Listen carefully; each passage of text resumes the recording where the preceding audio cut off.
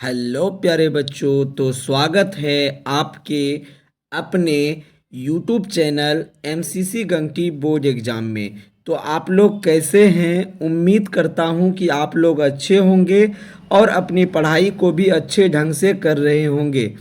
जैसा कि आप लोगों को पता है, आज हम आप लोगों के लिए बायोलॉजी क्लास 12th का चैप्टर 2 पुष्पीय पादपों में लैंगिक जनन का पार्ट 2 लेकर आए हैं, जिसमें कि आपको पहले लेक्चर में पार्ट 1 में आप लोगों को 30 क्वेश्चन करवाया जा चुका है। अब आप लोगों के लिए पार्ट 2 लेकर आए हैं, जिसमें कि 30 क्वेश्चन आपको बहुत ही ज़्यादा इम्पोर्टेंट क्वेश्चन करवाने वाले हैं। तो आप लोग मेरे साथ जुड़कर इस 30 क्वेश्चन को बहुत ही बेहतरीन तरीके से करने का प्रयास करेंगे, क्योंकि आपके बोर्ड एग्जाम में जो है यह 30 क्वेश्चन काफ़ी ज़्यादा इम्पोर्टेंट होगा और आपके एग्ज़ाम में भी आने की 100% संभावना है। तो क्वेश्चन को स्टार्ट करते हैं। आप भी मेरे साथ कॉपी कलम निकाल के क्वेश्चन को नोट करते जाइए, ठीक है? धन्यवाद। स्टार्ट करते हैं। तो अगले अब क्वेश्चन की ओर बढ़ेंगे। तो सबसे पहला क्वेश्चन है क्या, 100 परागकण निर्माण के लिए कितने अर्धसूत्री विभाजन की आवश्यकता होती है? बहुत ही ज़्यादा इजी क्वेश्चन है भाई। आप लोग बताइए कि 100 परागण, क्या बोला है? 100 परागण। तो एक एगो में जब अर्धसूत्री विभाजन होता था तो 4 परागकण बनता था। कितना परागकण बनता था? 4। तो सोचिए कि 100 परागण बनाने के लिए कितना, तो 25, कितना 25 बार क्या होना चाहिए? अर्धसूत्री विभाजन होगा तब ना 100 बनेगा। तो ऑप्शन नंबर सी आपका बिल्कुल ही करेक्ट हो जाएगा।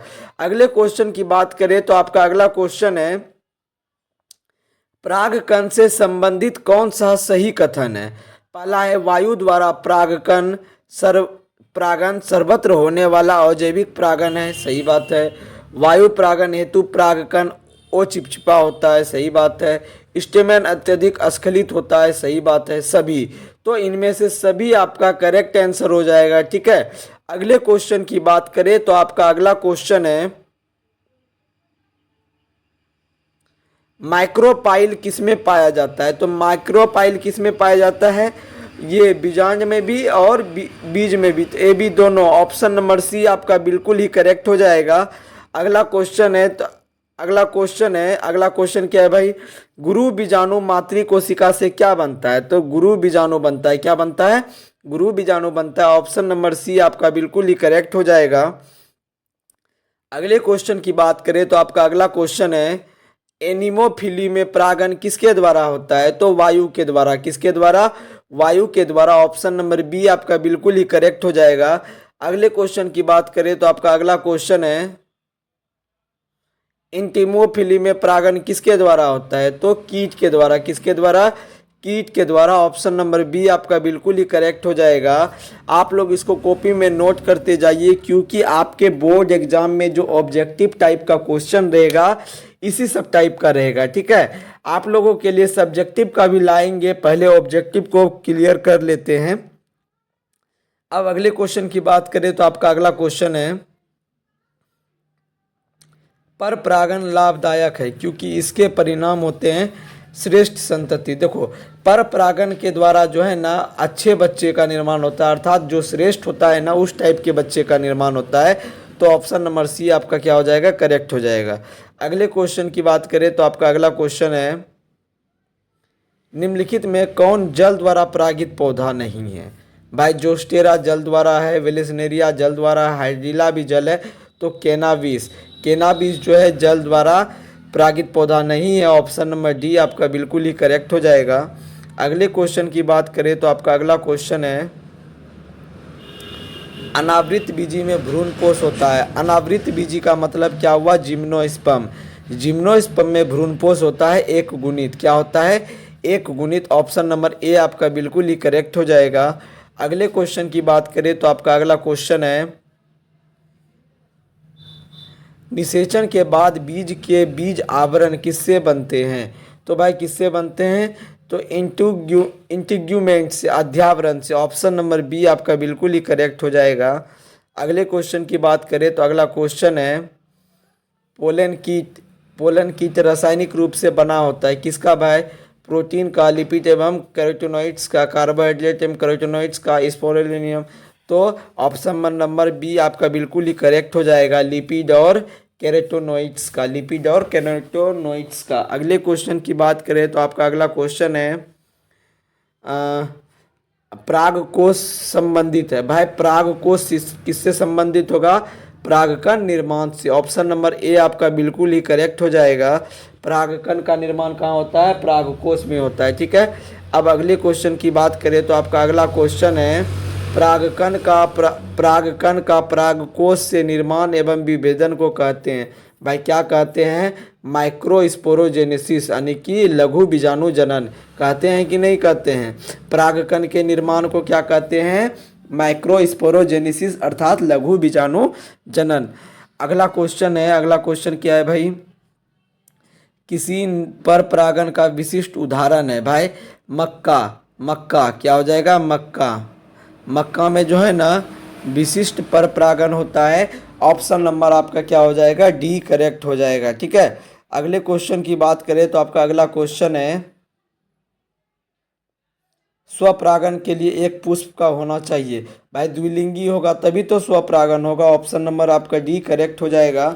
अगले क्वेश्चन की बात करें तो आपका अगला क्वेश्चन है, पर परागण से प्राप्त संतति दर्शाता है भाई उच्च श्रेणी की वेरिएबिलिटी तथा विकासवाद में महत्वपूर्ण भूमिका।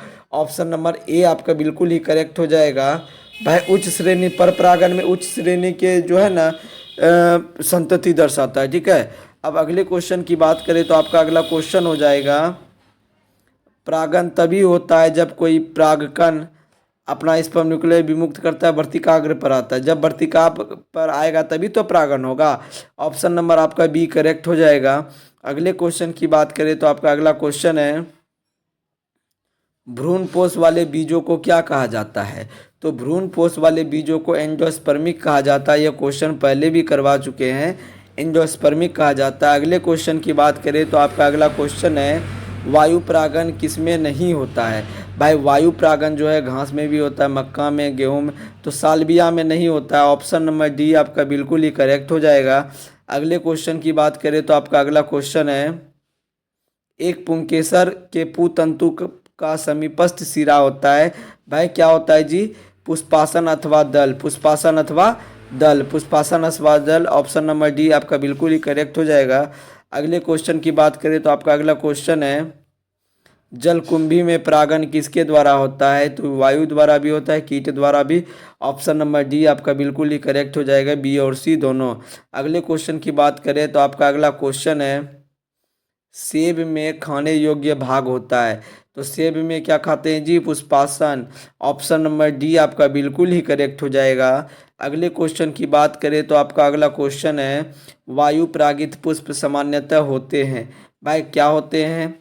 तो बी और सी दोनों होते हैं, और छोटे भी होते हैं, रंगहीन भी होते हैं। ऑप्शन नंबर डी आपका बिल्कुल ही करेक्ट हो जाएगा। अगले क्वेश्चन की बात करें तो आपका अगला क्वेश्चन है, किस फल में बीज चोल खाया जाता है? तो शरीफा में। किसमें?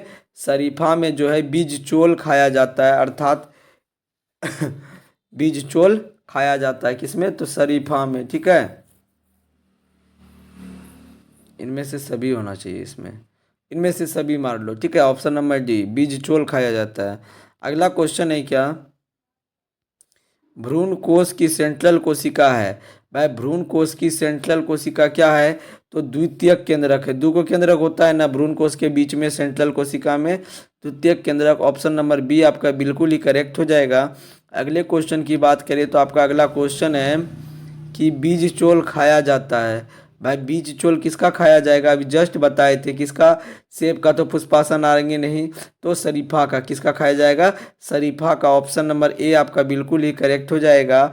अगले क्वेश्चन की बात करें तो आपका अगला क्वेश्चन होगा, भ्रूण कोश की सेंट्रल कोशिका होती है द्वितीयक केंद्रक। आपका वही क्वेश्चन फिर से रिपीट हो गया, सॉरी।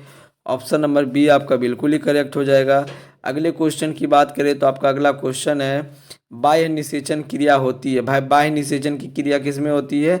मछली में। ऑप्शन नंबर ए आपका बिल्कुल ही करेक्ट हो जाएगा। अगले क्वेश्चन की बात करें तो आपका अगला क्वेश्चन है, निम्नांकित में से किस पौधे की प्रजातियों के बीज का उत्पादन ओसंग जनन द्वारा होता है? तो किसमें जब भाई तो एस्टरेसी, क्या एस्टरेसी, ठीक है।